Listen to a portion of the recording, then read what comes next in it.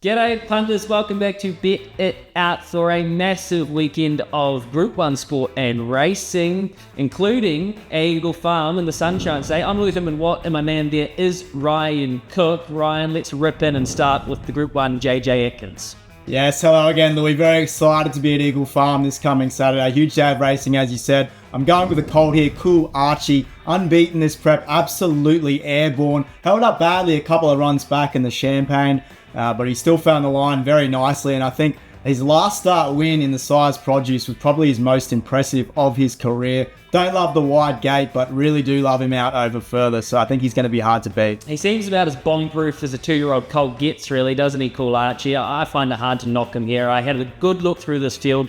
Was there something progressive enough that was developing fast enough to be able to beat him? I couldn't find it. I thought Cool Archie was a nice bet, and I think he's doing a hell of a job through his 2-year-old preparation so far. How about the famous Straddy? We love this handicap. Yes, we certainly do. I'm with War Machine, though. I just was taken with his win in the BRC Sprint last start. He kept finding, and he was so strong through the line. I do have a slight knock on a few coming out of the Kingsford Smith last weekend. That's not the ideal preparation for a few of these, and given what we've seen from this guy so far, I think he's going to be another one that is very difficult to beat. Look, I take your point on War Machine. I think Lindsay Parker doing a fantastic job with him, putting him through the grades, and he seems well placed here. The draw's not ideal, and neither is losing one of the best riders in Australia off him from last start. I also take your point about the Kingsford Smith and not the ideal prep, but there's a horse that raced last week, not in that race, that I really like. Desert Lightning is at massive odds for a genuine Group 1 horse here. He's got the great draw and he's got tactical speed. He'll be somewhere near the speed. Strong rider aboard, coming back from 1,500 to 7 furlongs, rock hard fit. I just thought he was over the odds, so I'll have Desert Lightning each way. And the Q22, this is a fantastic race as well, Rob. Yeah, only a small field as well, and I was there last year when Fawkner Park won so well, and I'm going to go with him again. He was probably too far back in the Doomben Cup last start, didn't have a lot of luck, but I'm willing to take him on his run in the Hollandale 2 back, where I thought he was really, really good.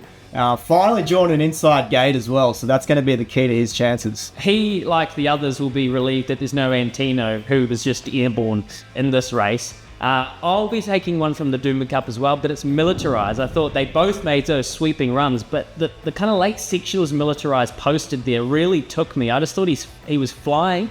He's now rock hard fit, peaking, and I think the JMac booking was quite a telltale sign that they're confident with him. What's your best bet for the whole weekend? We'll stick at the farm. Race 1, Just Party, was in inferior ground in the Fred Best last start, but I think this looks the right race for him. I'll stick at Eagle Farm as well. Race 7 in the day in Ripper, Firestorm. She's a mare that flies fresh. She's got the great autumn and spring form around her, so I'll be with Firestorm there. Punters, I hope you have a massive weekend. What are you really gambling with? For free and confidential support, call the number on the screen or visit the website